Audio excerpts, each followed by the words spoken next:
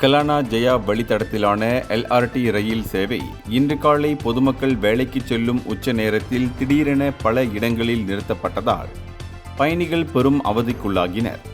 கோம்பாக்கிலிருந்து கலானா ஜெயா நோக்கி சென்ற ரயிலில் ஏற்பட்ட இந்த திடீர் பிரேக் காரணமாக உள்ளே நின்று கொண்டிருந்த பயணிகள் நிலை தடுமாறி விழுந்ததோடு சில இடங்களில் ரயிலின் கதவுகள் லேசாக திறந்ததால் பெரும் பதற்றம் நிலவியதாக சமூக ஊடகங்களில் தகவல்கள் பகிரப்பட்டு வருகின்றன.